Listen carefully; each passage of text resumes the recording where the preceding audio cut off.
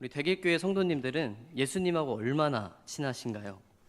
이제 제가 설교를 이제 들을 때마다 이제 목사님들이 예화해 주신 내용들이 이제 가끔 떠오를 때가 있는데, 그 중에 좀 제 마음을 쿵 하고 울렸던 예화 한 가지가 있습니다. 이제 우리 사랑하는 성도님들도 이제 천국에 가시면 우리 하나님을 두 눈 뜨고 보게 될 텐데, 우리 성도님들은 천국 가시면 뭘 먼저 그렇게 물어보고 싶으신가요?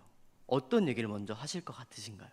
그래서 어떤 목사님께서 이 관련된 예화를 얘기해 주시면서 한 50대 집사님이 자기는 천국 가면 이렇게 얘기할 것 같다고 하시더라고요.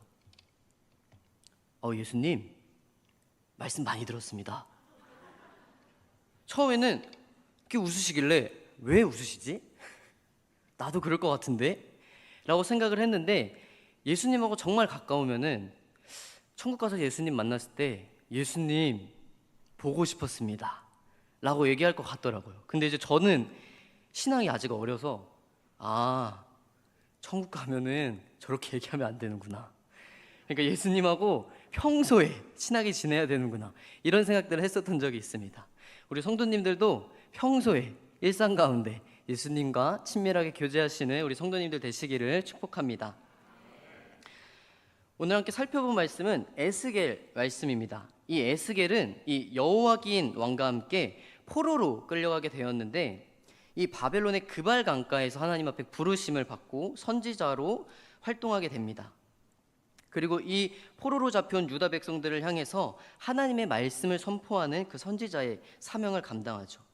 그래서 오늘 우리가 함께 읽은 본문은 그 당시 이제 바벨론 땅에서 선지자 역할을 하고 있던 에스겔에게 이 포로된 이스라엘 공동체 중에 이제 지도자격인 장로들이 찾아와서 하나님의 뜻을 물어보고 있는 장면입니다. 이 이스라엘 장로들이 에스겔을 찾은 이유는 그들이 처해 있는 공동체 안에 어떤 특별한 문제가 생겼던 것 같습니다. 그리고 이 특별한 문제에 대한 하나님의 뜻이 무엇인지 듣고 싶었던 것 같습니다. 이게 겉으로만 보면은 이 이스라엘 장로들의 행동이 경건한데, 이런 어려운 상황에서도 하나님의 뜻을 물으러 오는 이 모습들이 신앙이 좋은데? 라고 생각할 수 있지만, 하나님께서는 조금 다르게 말씀하십니다. 에스겔 14장 3절 말씀입니다. 제가 읽어드리겠습니다. 인자야, 이 사람들이 자기 우상을 마음에 들이며 죄악의 걸림돌을 자기 앞에 두었으니 그들이 내게 묻기를 내가 조금인들 용납하랴. 이 말씀을 보면요, 이스라엘 장로들이 하나님을 찾았는데도 불구하고 하나님은 그들을 거절하십니다. 하나님의 뜻을 듣기 위해서 이 선지자들을 찾아왔는데, 하나님께서는 오히려 이 이스라엘 장로들을 외면하고 계십니다. 왜일까요? 이게 겉으로 보면은 분명히 경건한 행동입니다. 지금처럼 예배당이 없을 때 하나님의 말씀을 전해줄 수 있는 이 선지자에게 가서 하나님의 말씀을 듣고 또 하나님의 뜻을 듣고 내가 어떻게 하나님 말씀대로 살아가야 되는지 물어보고 싶어서 갔을 텐데, 하나님께서는 왜 이들을 외면하고 계시는 걸까요? 그 이유는 이 이스라엘 장로들 마음 가운데 우상이 자리 잡고 있었기 때문입니다. 그래서 하나님께서 이 이스라엘 장로들을 향해서 이 사람들은 우상을 마음에 들인 자들이라고 말씀하시면서 그들이 나한테 무엇을 묻는다고 해도 내가 조금도 용납하지 않겠다라고 단호하게 말씀하고 계시는 겁니다. 그러니까 하나님이 보시기에는 이 이스라엘 장로들의 모습이 겉으로 봤을 때는 경건하고 신앙이 좋고 이런 모습으로 비춰질 수 있겠지만, 우리 하나님께서는 중심을 보시는 분이시기 때문에 그들의 마음 가운데 있는 우상들을 살펴보고 있었던 것이죠. 겉으로 보기에는 하나님 앞에 순종하려는 자세로 나온 것 같지만, 하나님께서는 이들이 나의 말을 듣지 않고 우상을 마음속에 자리 잡고 있다라고 얘기하고 계시는 겁니다. 그리고 그 사람들의 마음이 지금 우상으로 젖어 있는데, 내가 이들에게 대답한들 어떻게 그 사람들이 내 말을 듣고 내 말에 순종하겠느냐라고 지금 에스겔에게 말씀하고 계시는 겁니다. 하나님께서 에스겔에게 말씀하신 이 내용은 묵상하면 묵상할수록 우리의 신앙생활을 돌아보게 합니다. 장로들이 하나님의 뜻을 구하러 왔는데 장로들에게 나는 너랑 볼 일 없다, 너가 나한테 물어보는 거 나는 너한테 대답하고 싶지가 않아, 그러니까 지금 이 자리에 앉아서 예배드리고 하나님을 찬양하고 하나님한테 기도하는데 내가 너의 기도를 들을 필요가 없다, 내가 너의 예배를 받을 필요가 없다. 내가 너의 찬양을 들을 필요가 없어. 라고 얘기하시는 겁니다.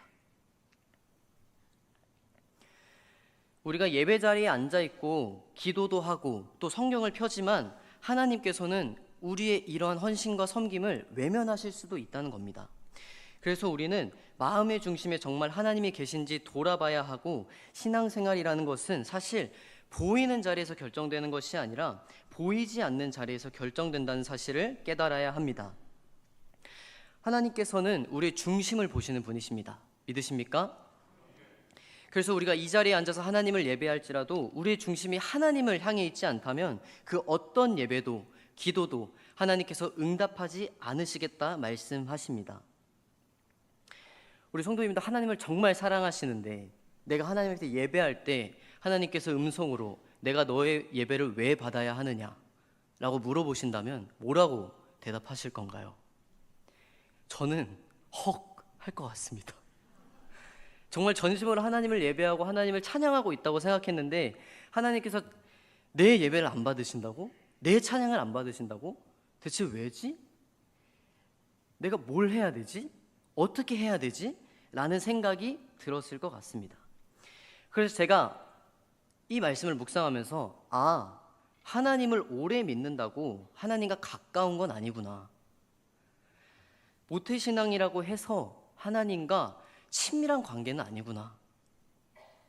그래서 우리도 종종 신앙생활 하다 보면은 하나님에 대한 이야기들을 정말 많이 듣습니다. 하나님에 대한 말씀도 정말 많이 듣습니다. 그리고 항상 매주 예배에 나가고 금요용성 집회도 나오시고 또 수요 예배도 나오시고 날마다 말씀 읽고 날마다 새벽을 기도로 깨우는데도 불구하고 뭔가 하나님이 멀리 계신 분으로 느껴질 때가 있습니다. 그리고 어떨 때는 하나님께서 왜 이렇게 내 기도에 응답하지 않으시는가? 그리고 이제 내가 처한 상황을 왜 하나님께서는 응답하지 않으시고 도와주지 않는가? 라는 생각이 들면은 때로는 답답하기도 하고 하나님 왜 이렇게 나한테 침묵하시는지 원망스러울 때도 있습니다. 그러면 이제 사람이면 묻고 싶겠죠. 하나님 왜 그러십니까? 왜 말씀하지 않으십니까? 이스라엘 장로들도 똑같았던 겁니다. 지금 이스라엘 공동체가 처한 이 상황을 우리가 어떻게 해야 되는지 모르겠는데, 내가 어떻게 하나님 앞에 나아가야 될지 모르겠는데 물어볼 사람이 에스겔이었던 겁니다. 그래서 에스겔에게 가서 하나님의 뜻을 물어보려고 했는데 하나님이 말씀하지 않겠다 얘기하시는 겁니다. 그런데 사실 우리가 하나님을 날마다 가까이 했다면, 우리가 날마다 하나님과 친밀하게 지냈다면 사실 우리는 누구를 통해서 하나님을 만날 필요가 없습니다. 나의 기도 제목이 다른 사람을 통해 응답될 수는 있지만 다른 사람에게 나 어떻게 된대? 하나님이 나 어떻게 하신대? 라고 물어볼 필요가 없다는 겁니다. 내 아버지의 뜻을, 내 아빠의 뜻을 다른 사람에게 물어보지 않아야 된다는 겁니다. 내 아빠는 집에 계시고 내 마음에 계시고 하늘에 계시고 나를 바라보고 계시는데 다른 사람에게 물어볼 필요가 없다는 겁니다. 그래서 우리 대길교회 성도님들도 누구를 통해서 만나는 하나님이 아니라 내가 직접 만나는 하나님 되기를 축복합니다. 하나님께서 하나님께 직접 그 뜻을 물어보고 하나님께 직접 말씀을 물어볼 수 있는 관계가 되기를 소망합니다. 그래서 우리는 하나님께서 대답하지 않다고 느낄 때마다 우리 하나님께서 직접 육신을 입고 직접 우리를 찾아오셨다는 사실을 잊지 않아야 합니다. 하나님께서는 멀리 계신 분도 아니고 다른 사람을 통해 응답하시는 분도 아니고 내 마음에 계셔서 성령 하나님이 우리의 기도를 들어주셔서 우리에게 말씀하시고 우리에게 응답하시는 하나님이신 줄 믿습니다. 그래서 이 에스겔에게 이제 하나님께서 이 이스라엘 장로들이 우상을 마음에 섬기고 있다. 그래서 얘네가 나한테 뭐를 물어본다고 해도 나는 대답하지 않을 거야. 조금이라도 용납하지 않겠다 라고 얘기하십니다. 그래서 이 죄악들을, 우상을 마음에 담고 있는 이 죄악들을 어떻게 처리하실지, 어떻게 처분하실지 에스겔에게 분명하게 알려주고 계시는데, 에스겔 14장 4절에서 5절 말씀을 우리 한 목소리로 함께 읽도록 하겠습니다. 그런즉 너는 그들에게 말하여 이르라. 나 주 여호와가 말하노라.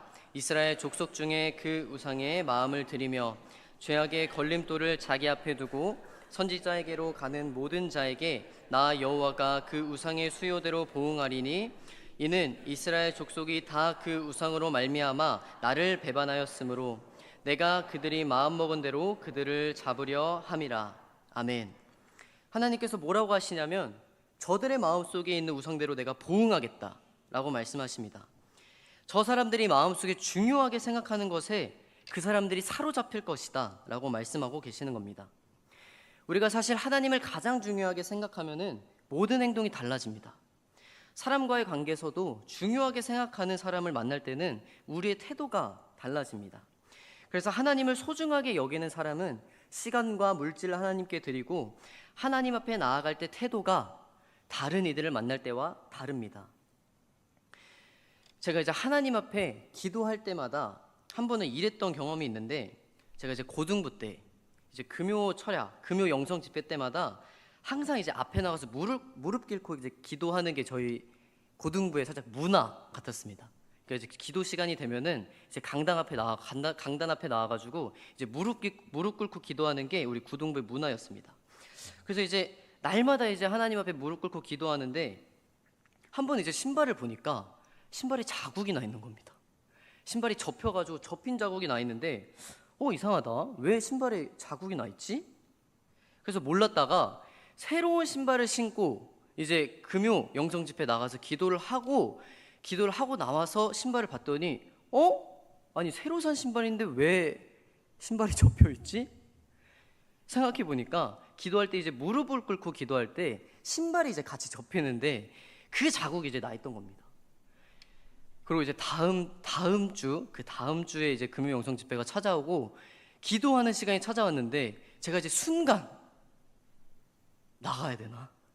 이 신발이 너무 아까워서 이 새로 산 신발 이게 자국 나는 게 너무 아까워가지고 이게 나가야 되나? 그냥 자리에 앉아가지고 간절하게 기도하면 되지 않나? 모르겠다 하고 이제 자리에 서서 이제 기도하고 있는데 이제 하나님이 지혜를 주시더라고요. 이제 모세에게 하셨던 것처럼 내 발의 신을 벗어라. 그래서 하나님 감사합니다. 그리고 이제 신발을 신고 나가서 신발을 벗고 무릎을 꿇고 이제 기도하기 시작했습니다. 그래서 친구들이 너는 왜 신발 벗고 기도하냐? 말은 하지 못했지만 경건하게 하나님이 신발 벗고 나오라 했으니까 나는 신발 벗고 나가는 거야. 그때 이제 내가 하나님 앞에 이제 기도하면서 내가 뭐를 더 중요하게 생각하고 있었는가? 내가 하나님 앞에 간절하게 기도하는 게 우선인가? 새로 산 이 8만 원짜리 내 신발이 하나님보다 우선인가? 하나님 앞에 기도하고 하나님 앞에 우선순위를 이제 정리하는 이 과정을 통해서 내가 하나님보다 중요하게 생각하는 게 있었구나 라는 걸 깨닫고 하나님 지혜도 주셨고 믿음도 주셨으니까 제가 하나님을 더 우선순위로 두겠습니다 라고 이제 결단하고 이제 그 또 다음 주 금요영성 집회 나가는데 하나님이 믿음을 주시더라고요. 아무런 생각이 나지 않고 그냥 그 자리에 앉아가지고 무릎 꿇고 하나님 앞에 기도했던 기억들이 있습니다. 이런 것처럼 우리가 정말 누군가를 소중하게 생각하고 중요하게 생각한다면 아끼지 않습니다. 시간이든 물질이든 나의 마음이든. 그래서 하나님께서 우상을 두고 있는 이 이스라엘 장로들을 책망하시는 이유가 이 우상들이 걸림돌이 된다는 겁니다. 내가 하나님 앞에 나아갈 때 큰 걸림돌이 돼서 내가 이 사람들한테 응답해도 결국 그 큰 걸림돌 때문에 나를 보지 못하고 나의 말씀을 듣지 못하고 내 말씀을 듣는다고 하더라도 그 걸림돌 때문에 결국 내 말씀을 왜곡하고 내 말씀대로 살지 못할 텐데 내가 이 사람들의 물음에 대답하지 않겠다. 이 우상이라는 것 자체가 이 히브리어 단어로 혐오스러운 것, 가증한 것, 또 다른 뜻으로는 똥이라는 단어의 의미를 가지고 있습니다. 그래서 이 우상이라는 게 뭐냐면 하나님 보시기에 가증한 겁니다. 그러니까 눈으로 보이는 물체나 물건들이 아니라 하나님의 자리를 침범하는 무언가를 의미하는 겁니다. 그래서 오늘날로 말하면 하나님보다 돈이 더 중요해요. 하나님보다 내 자녀 대학 입시가 더 중요합니다. 하나님의 뜻보다 내 계획이 더 확실해 보여요 라고 얘기하는 게 오늘날의 우상들입니다. 우상은 반드시 형상이 아닙니다. 하나님보다 더 자주 생각하고 더 간절히 붙들고 더 두려워하는 그것이 바로 하나님 보시기에 우상인 것들입니다. 그래서 하나님께서 우리의 중심을 보실 때 하나님보다 내가 더 중요하게 생각하는 것이 있는가를 하나님께서 보십니다. 그리고 우리는 마음 가운데 하나님보다 더 중요하게 생각하고 하나님보다 더 사랑하는 게 있는지 우리의 마음을 살펴보고 우리의 중심을 점검해야 될 줄 믿습니다. 근데 사실 우리는 어쩔 수 없이 우상을 만들 수밖에 없는 존재이기도 합니다. 그래서 칼빈도 이를 두고 이렇게 얘기합니다. 인간의 마음은 우상을 끊임없이 만들어내는 공장이다. 그러니까 인간은 본성적으로 쉽게 우상 숭배에 빠질 수밖에 없습니다. 하나님과 조금만 멀어지기 시작하면은 우리 마음의 우상을 하나뿐만 아니라 둘, 셋, 다섯, 10개, 어떤 사람은 100개, 수많은 우상들을 우리 마음속에 둔다는 겁니다. 아담과 하와가 에덴에서 선악과를 따먹기 시작한 그 순간부터 사람은 하나님이 계셔야 되는 그 자리에 다른 것을 올려놓으려고 시도를 한다는 것입니다. 창세기 3장 6절 말씀입니다. 함께 한 목소리를 읽도록 하겠습니다.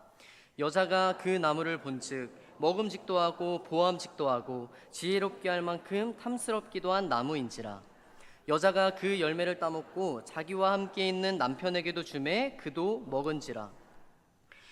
이 하나님께서 먹지 말라고, 만지지도 말라고, 보지 말라고 했던 이 선악과를 뱀이 유혹하기 시작합니다.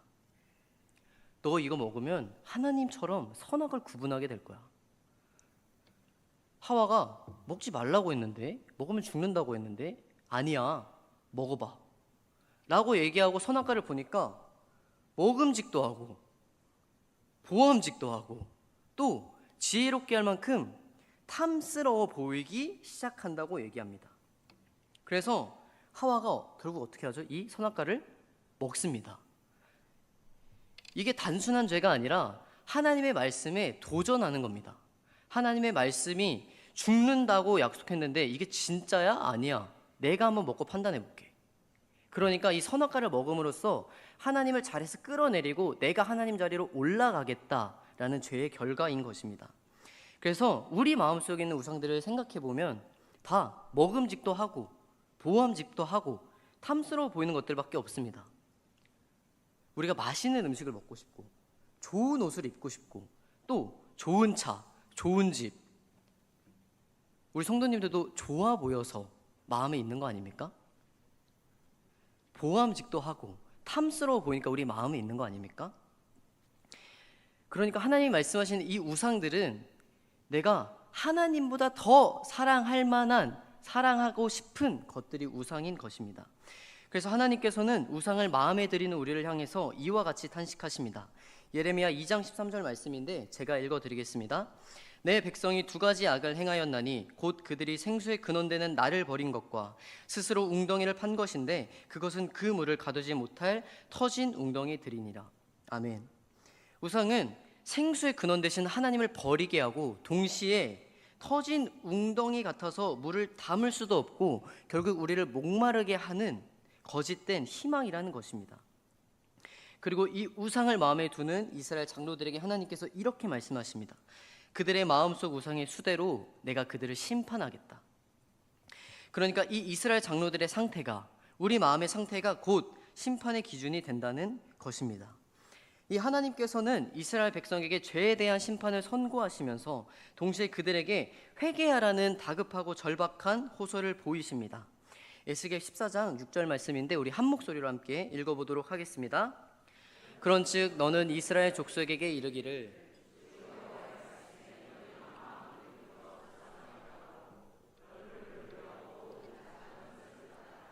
아멘.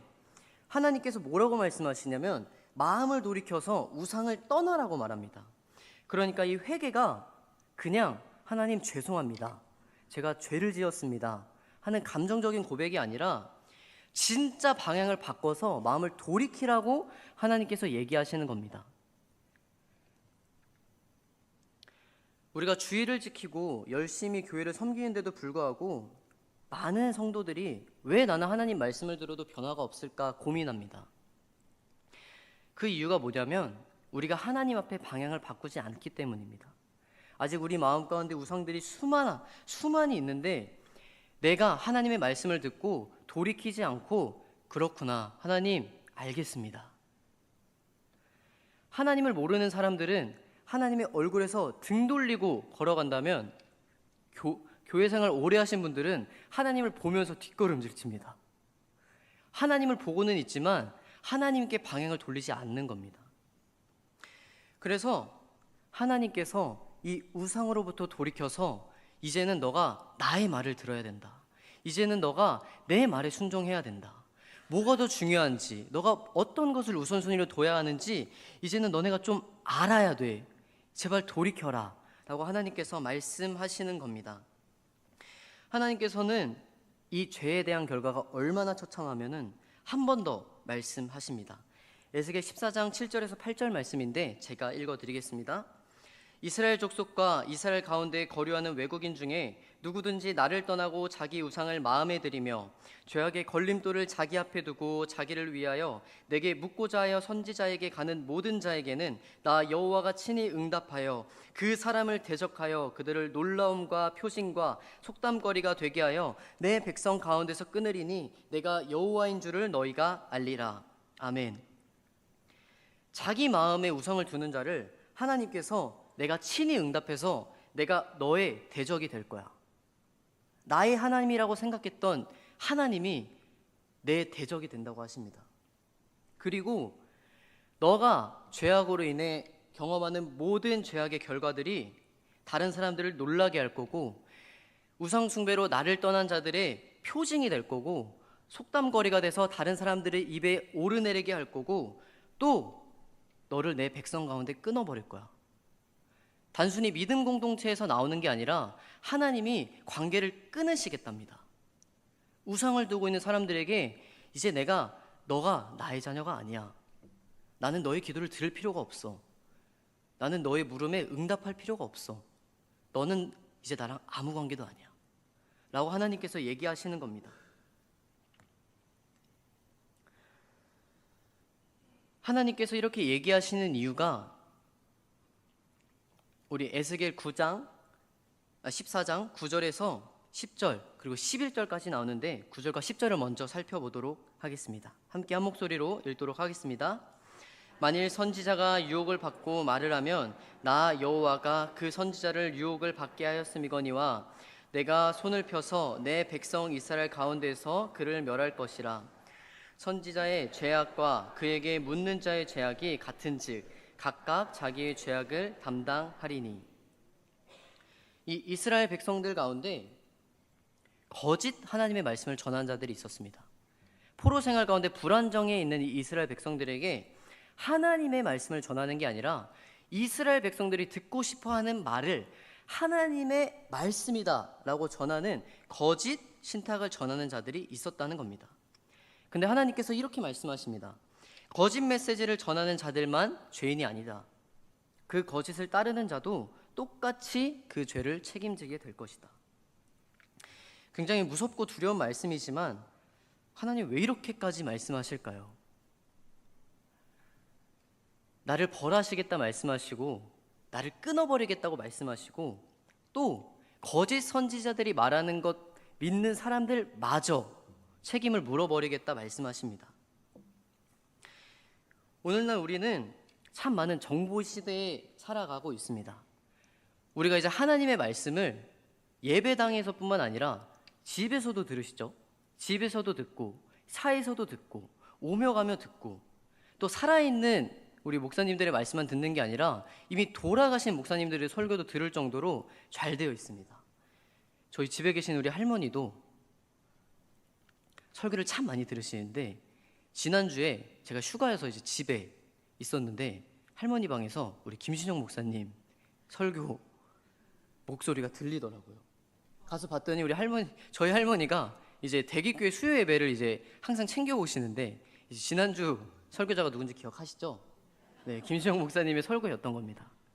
그러니까 우리가 이제 하나님의 말씀을 예배당에서뿐만 아니라 이제 집에서도 들을 수도 있고 또한 우리 교회 목사님들뿐만 아니라 다른 나라 목사님도 들을 수 있고 다른 교회 목사님들도 들을 수 있고 우리가 하나님의 말씀을 정말 많이 들을 수 있습니다. 근데 문제는 뭐냐면 말씀이 넘쳐나는 시대일수록 우리가 하나님의 말씀을 더욱 분별해야 된다는 겁니다. 하나님의 말씀을 우리가 선택할 수 있는 시대입니다. 설교 제목을 보고 본문을 보고 이 말씀 제목 봤는데 죄 짓지 마세요. 들어가기 싫고 복 있는 자는 들을지어다. 뭔가 들어가고 싶고 우리가 내 귀에 편한 말 들고 이제 내 귀에 편한 말만 듣고 싶어하고 내가 원하는 것만 말해주는 설교자를 더 듣게 됩니다. 하지만 이럴 때마다 하나님의 뜻이 아니라 내 욕망을 뒷받침해주는 메시지에 더 끌리고 있지 않은지를 생각해 봐야 합니다. 이 거짓 선지자들이 하는 말씀을 통해 짓는 죄들은 거짓 선지자가 대신 책임져 주지 않습니다. 이 위생이 안 좋은 식당에서 음식을 먹게 되면 우리 건강이 어떻게 될까요? 심하면 식중독도 걸릴 수 있고 장염에도 걸릴 수도 있고 음식을 먹은 우리한테 그 책임이 돌아옵니다. 음식을 만든 사람에게 그 책임을 물 수가 없습니다. 물론 법이 잘 되어 있어서 책임을 물 수는 있겠지만 그 위생이 안 좋아서 우리 몸에 들어온 그 음식을 먹게 되면은 우리 몸이 고생합니다. 우리 몸이 아프고 우리 몸이 힘이 듭니다. 이런 것처럼 하나님의 말씀을 전하는 사람들은 정말 많지만 정말 하나님의 말씀을 전하는 사람들은 생각보다 많지 않을 수도 있습니다.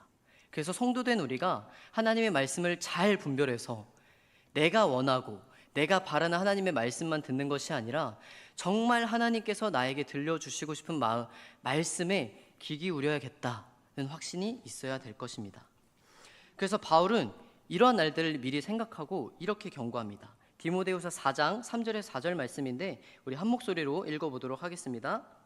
때가 이르리니 사람이 바른 교훈을 받지 아니하며 귀가 가려워서 자기의 사욕을 따를 스승을 많이 두고 진리를 떠나 허탄한 이야기로 돌아서리라. 아멘. 자기의 사욕을 따를 스승을 많이 둔답니다. 그러니까 우리가 하나님의 말씀에 서지 않으면은 하나님의 말씀이 뭔지도 모르고 그저 나의 우상이 채워지는, 내가 원하고 바라는 것들이 채워지는 나의 하나님이 아니라 내가 만든 하나님의 말씀을 듣는 인생이 될 수 있다는 겁니다. 그래서 우리 사랑하는 대개교회 성도님들은 하나님의 말씀을 잘 분별하며 하나님이 원하시고 바라시는 하나님의 길을 걸어가는 우리 성도님들 되시기를 축복합니다. 우리 마지막으로 에스겔 14장 11절 말씀을 함께 읽겠습니다. 이는 이스라엘 족속이 다시는 미혹되어 나를 떠나지 아니하게 하며 다시는 모든 죄로 스스로 더럽히지 아니하게 하여 그들을 내 백성으로 삼고 나는 그들의 하나님이 되려 함이라. 주 여호와의 말씀이니라. 아멘. 하나님의 뜻을 듣기에 찾아온 이 이스라엘 장로들에게 하나님께서는 무서운 말씀을 하셨습니다. 이러한 하나님의 단호한 태도는 마치 부모가 자녀를 심하게 꾸짖는 모습과도 같습니다. 하나님께서 왜 이렇게까지 하시는 걸까요? 이유는 단 하나입니다. 하나님 백성들의 마음을 다시 하나님께로 돌이키고 그들을 내 백성으로 삼고 하나님이 그들의 하나님이 되기 위함입니다. 사랑하는 성도 여러분, 사랑이 깊어질수록 배신에 대한 반응은 더 깊어집니다. 옛날에 이런 얘기를 참 많이 들었는데 호적에서 파버리겠다. 부모님 말씀 잘 안 들으면은 호적에서 파버려야겠다. 제가 들은 건 아니고 그런 이야기들을 많이 들었습니다. 그러니까 호적에서 파버리겠다는 말이 무슨 의미입니까? 너 이제 내 가족 아니야. 너는 나랑 이제 관련 없어. 너 이렇게 말 안 들을 거면은 그냥 집에서 나가. 그리고 또 말을 안 들을 때는 너 돌다리 밑에서 주워왔어. 사실 너 주워온 자식이야. 장난으로 하시는 말씀이기도 하지만 사실 그 말 가운데에는 제발 내 말 좀 들어. 너가 이렇게 들어야 너가 건강해진다니까? 물론 어린 나이에는 모릅니다. 다 크고 나면 그 부모님의 마음을 조금은 알지만, 물론 그렇다고 우리 부모님들이 하시는 말씀이 다 맞는 건 아니지만 하나님께서도 그런 마음으로 우리에게 말씀하시는 겁니다. 부모님이 하시는 말씀은 조금 틀릴 수 있지만 하나님께서 하시는 말씀은 10이면 10, 100이면 100 다 맞습니다. 하나님 말씀대로 살지 않으면 단순히 우리가 건강해지지 않는 수준이 아니라 우리가 죽어버리기 때문에 하나님께서 이렇게 강하게 말씀하시는 겁니다. 그래서 하나님께서는 이스라엘이 더 이상 우상에 미혹되지 않을 수 있도록 우상을 따르는 죄에 대한 책임을 강하게 말씀하시고 회개하라고 말씀하시고, 내가 너희에게 이렇게 경고하는 이유는 너희가 내 백성이 되고 내가 너의 하나님이 되기 위함이야. 하나님께서 이 말씀을 출애굽할 때부터 얘기해 주셨습니다. 그리고 아브라함을 통해서, 이삭을 통해서, 야곱을 통해서 내가 너를 통해 수많은 자손을 낳겠다. 하나님께서 택하시고 부르신 그 순간부터 너는 내 백성이야. 내가 너의 하나님이 될 거야. 두려워하지 마. 항상 얘기하시지만 이스라엘 백성들은 항상 하나님 앞에 죄를 짓습니다. 이 하나님의 마음을 기억하시기 바랍니다. 때로 하나님께서 우리를 막으시고 때로는 우리 삶을 어렵게 하실 때도 있지만 우리 성도 여러분, 이 사실을 기억하시기 바랍니다. 하나님은 우리에게 좋은 것을 주시는 분입니다. 그래서 C.S. 루이스는 이렇게 얘기합니다.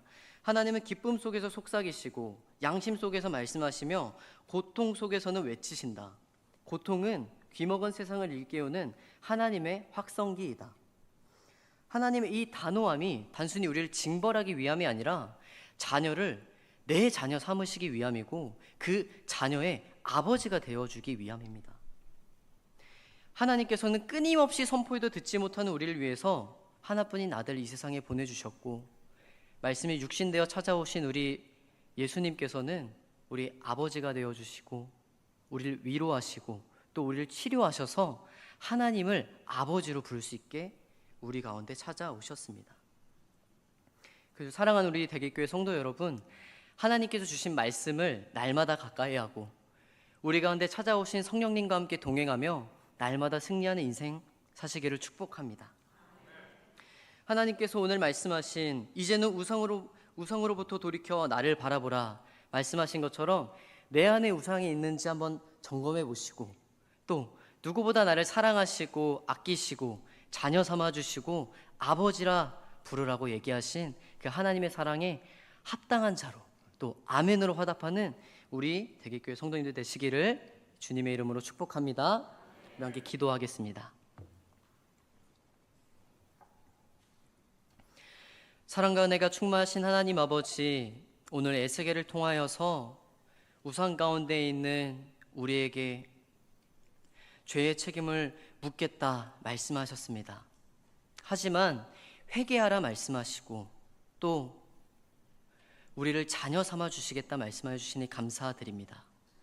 우리가 하나님의 말씀에 귀 기울이게 하여 주시고 하나님의 말씀을 잘 분별해서 하나님이 기뻐하시는 예배자로 살아가는 인생 되게 하여 주시옵소서. 또한 우리를 사랑하시는 그 하나님의 음성을 듣게 하여 주시고 날마다 하나님과 가까이 하며 하나님이 말씀하시고 우리가 듣고 우리가 하나님께 아멘으로 화답하는 귀한 인생들 될 수 있도록 주님 도와주시옵소서. 감사드리며 예수님의 이름으로 기도합니다. 아멘.